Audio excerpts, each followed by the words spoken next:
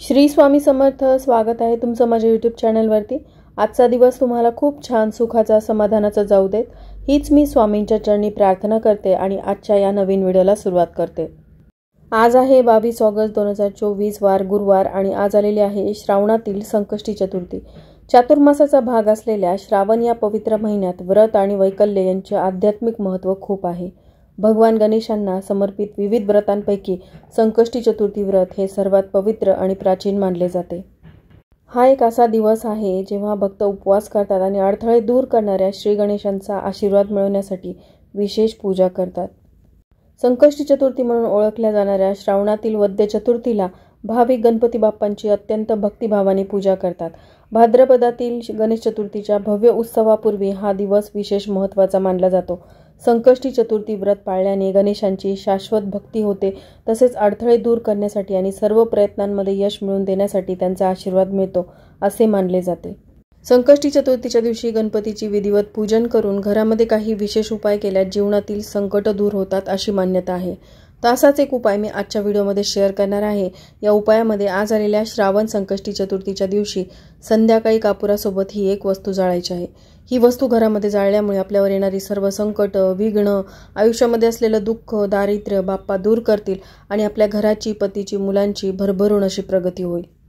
तर हा उपाय कशा प्रकारे करायचा आहे, कापुरासोबत जी वस्तू जाळायची आहे, नंतर त्या वस्तूचं तुम्हाला काय करायचंय ही संपूर्ण माहिती जाणून घ्यायची असेल तर व्हिडिओ स्किप न करता शेवटपर्यंत बघा। चॅनलवर पहिल्यांदा असाल तर नक्की सबस्क्राईब करा आणि असेच नवनवीन माहितीपूर्ण व्हिडिओ बघण्यासाठी बेल आयकॉनलाही क्लिक करा। त्यामुळे जेव्हाही मी नवीन व्हिडिओ अपलोड करेल तेव्हा त्याचं नोटिफिकेशन सर्वात आधी तुम्हाला मिळेल आणि तुम्ही एक पण व्हिडिओ मिस करणार नाही। सध्या श्रावण महिना सुरू आहे। श्रावणातील प्रत्येक दिवस धार्मिकदृष्ट्या महत्त्वाचा आहे। श्रावण कृष्ण पक्षातील चतुर्थी तिथी ही आज गुरुवार 22 ऑगस्ट रोजी आहे। ऑगस्ट महिन्याची ही चतुर्थी हेरंब संकष्टी चतुर्थी म्हणून देखील ओळखली जाते। श्रावणातील पहिलीच संकष्टी चतुर्थी असल्याने या दिवशी अनेक शुभ संयोगही तयार होत आहेत। संकष्टी चतुर्थीचा अर्थ कठीण प्रसंगातून आराम मिळणे असा आहे। या दिवशी विधीनुसार पूजा केल्याने खूप फलदायी लाभ मिळतात। या दिवशी गणेशांची आराधना केल्याने जीवनातील आणि घरातील सर्व नकारात्मकता दूर होते। चतुर्थीच्या दिवशी सूर्योदयापासून चंद्रोदयापर्यंत उपवास केल्यास या व्रताचा पूर्ण लाभ होतो। पण आता व्रत करणं किंवा उपवास करणं शक्य नसेल तर हा साधा सोपा उपाय तुम्हाला करायचा आहे। सगळ्यात आधी आपण जाणून घेऊयात की हा उपाय आपल्याला का करायचा आहे। तर आपल्या प्रत्येकाच्या आयुष्यामध्ये कोणत्या ना कोणत्या समस्यांचा, संकटांचा, विघ्नांचा सामना आपल्याला करावा लागतो। ज्यामध्ये आर्थिक समस्या किंवा आर्थिक संकट वारंवार येत असतील तर पैशाची चणचण ही कायम घरामध्ये राहते।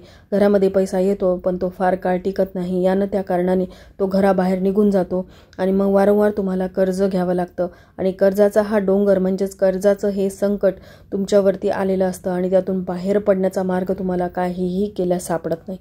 याशिवाय शारीरिक व्याधी, आजारपण घरामध्ये वाढलेली असतात। घरामध्ये एखादी व्यक्ती आजारी पडते, ती बरी होत नाही की लगेचच घरामध्ये असलेली दुसरी व्यक्ती आजारी पडते आणि आजारपणामध्येच तुमच्या घरातील पैसा जो आहे तो निघून जातो। याशिवाय घरामध्ये खूप नकारात्मकता आहे, वास्तुदोष आहेत, त्यामुळे घरामध्ये कोणत्याही सदस्याचं कोणासोबतही पटत नाही। वारंवार घरामध्ये छोट्या छोट्या गोष्टीवरून वादविवाद होतात, भांडणं, कलह होतात। घरामध्ये भरपूर प्रमाणामध्ये सुविधा असतात, पैसाही मुबलक असतो, पण हे कौटुंबिक संकट जे आहे ज्यामध्ये मतभेद असणे किंवा वारंवार कलह, वादविवाद होणे यासारख्या कौटुंबिक संकटांपासून देखील तुम्हाला या उपायामुळे मुक्ती मिळू शकते।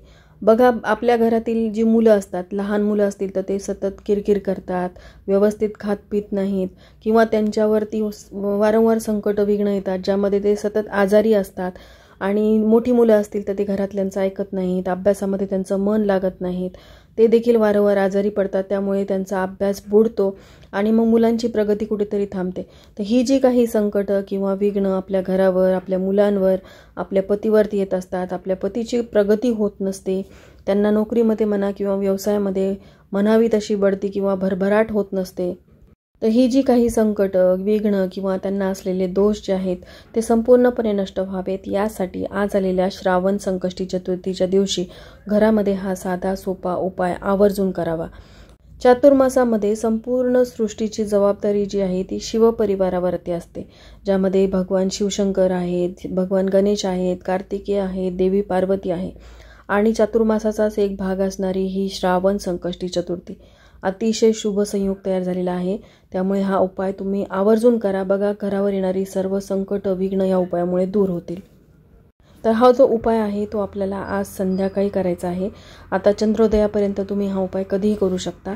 तर संध्याकाळी दिवे लागणीपासून म्हणजे संध्याकाळी 6:30 पासून ते चंद्रोदयापर्यंत तुम्ही हा उपाय तुमच्या वेळेनुसार करू शकता। पण त्याआधी आपल्याला सकाळी किंवा संध्याकाळी गणपती बाप्पांचं विधिवत पूजन करायचं आहे। श्री गणेशांचा जलाभिषेक करायचा आहे। गणपतींना लाल रंगाचं जास्वंदाचं फूल, फळं, दुर्वा अर्पण करायचे आहेत।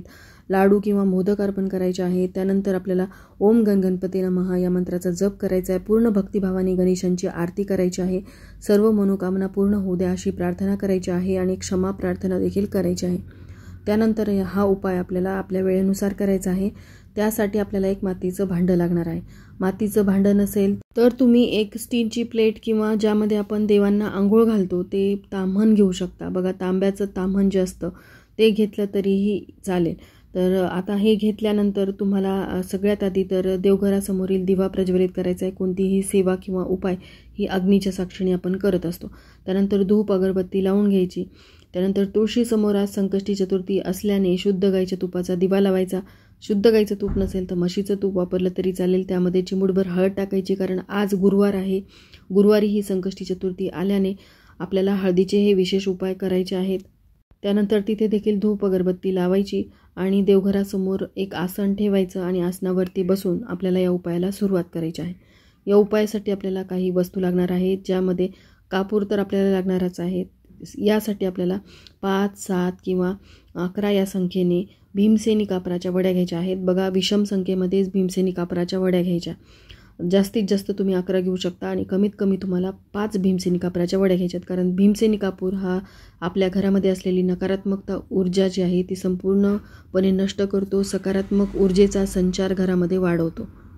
त्यामुळे भीमसेनी कापराचाच या उपायासाठी वापर करायचा। आता भीमसेनी कापूर नसेल तर साधा कापूर वापरला तरीही चालेल।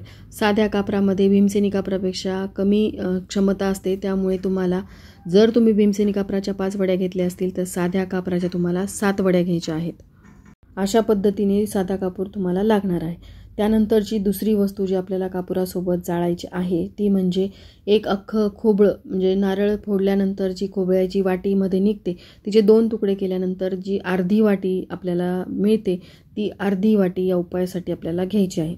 आता ही अर्धी वाटी तुमच्या घरामध्ये नसेल तर तुम्ही एखादा खोबऱ्याचा छोटासा तुकडा या उपायासाठी घेतला तरीही चालेल, पण ज्यांच्या घरामध्ये अख्खी खोबऱ्याची वाटी आहे त्यांनी नक्कीच पूर्ण खोबऱ्याची वाटी या उपायासाठी घ्यायची आहे। आता तुम्हाला या खोबऱ्याची वाटी जी आहे ती मातीच्या भांड्यामध्ये ठेवायची आहे।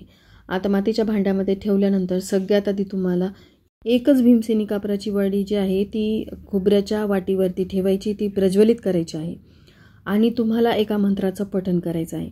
तो मंत्र असा आहे, ओम विघ्नहर्ताय नमः। या मंत्राचं पठण जोपर्यंत तो कापूर जळत आहे, पहिला कापूर जळून संपत आल्यानंतर दुसरी वडी टाकायची, त्यानंतर तिसरी वडी टाकायची, असं करत करत तुम्हाला त्या मंत्राचं पठण करत राहायचं आहे। मोजायचं नाही की किती वेळा करायचं आहे असं काही नाही। जोपर्यंत कापूर जळतोय तुम्हाला तोपर्यंत ओम विघ्नहर्ताय नमः, ओम विघ्नहर्ताय नमः या प्रभावी मंत्राचं पठण करायचं आहे। हा अतिशय गणपती बाप्पांचा प्रभावी मंत्र आहे। यामुळे आपल्या घरावर येणारी सर्व संकट, विघ्न दूर होतात। तुम्ही 5 भीमसेनी कापराच्या वड्या घेतल्या असतील, जोपर्यंत त्या वड्या जळून पूर्णपणे शांत होत नाहीत तोपर्यंत तुम्हाला या मंत्राचं पठण करायचं आहे। हा उपाय करत असताना घराच्या खिडक्या उघड्या ठेवाव्यात। दार उघडं ठेवणं शक्य नसेल तर तुम्ही सेफ्टी डोअर लावून घेऊ शकता। मेन डोअर तुम्हाला उघडं ठेवायचं आहे आणि ते शक्य नसेल तर तुम्ही खिडक्या तरी किमान उघड्या करून ठेवायच्या आहेत। आणि शेवटची कापराची वडी ज्यावेळेस तुम्ही त्या खोबऱ्याच्या वाटीमध्ये जाळाल त्यावेळेस ते मातीचं भांडं तुम्हाला तिथून उचलायचं आहे आणि संपूर्ण घरामध्ये हे मातीचं भांडं फिरवायचं। ओम विघ्नहर्ताय नमः या मंत्राचा जप करायचा आहे आणि संपूर्ण घरामध्ये हे मातीचं भांडं फिरवायचं। कापूर विजू द्यायचा नाही।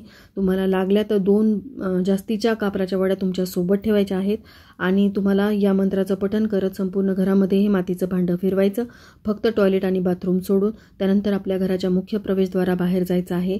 मुख्य प्रवेशद्वारावरून हे मातीचं भांडं 3 वेळा ओवाळून घ्यायचं। आपल्या घराच्या अंगणात असलेल्या तुळशीवरून हे मातीचं भांडं 3 वेळा ओवाळून घ्यायचं आहे आणि परत ते मातीचं भांडं घरात घेऊन यायचं आणि देवघरासमोर तुम्हाला ठेवून द्यायचं आहे। आता जी ही नकारात्मकता, दोष, आपल्यावर येणारी सर्व संकट, विघ्न जी आहेत ती खोबऱ्याची वाटी जी आहे ती सगळी शोषून घेतं। त्यामुळे ही खोबऱ्याची वाटी जी आहे ती तुम्हाला प्रसादास्वरूप चुकूनही खायची नाही। दुसऱ्या दिवशी किंवा त्याच दिवशी तुम्ही ही खोबऱ्याची वाटी निर्माल्यामध्ये टाकून देऊ शकता. निर्माल्य म्हणजे काय, तर जिथे आपण सुकलेली फुलं वगैरे गोळा करून जमा करतो किंवा जिथे आपण या वस्तू टाकून देतो तिथे ही खोबऱ्याची वाटी तुम्हाला टाकून द्यायची आहे. दुसऱ्या दिवशी तुम्ही टाकून देऊ शकता, असं नाही की त्याच दिवशी टाकायची. तर चला, झालेली सेवा मी बाप्पांच्या चरणी अर्पण करते. इथेच व्हिडिओ एंड करते. व्हिडिओ आवडला असेल तर लाईक, शेअर, सबस्क्राईब करा. श्री स्वामी समर्थ.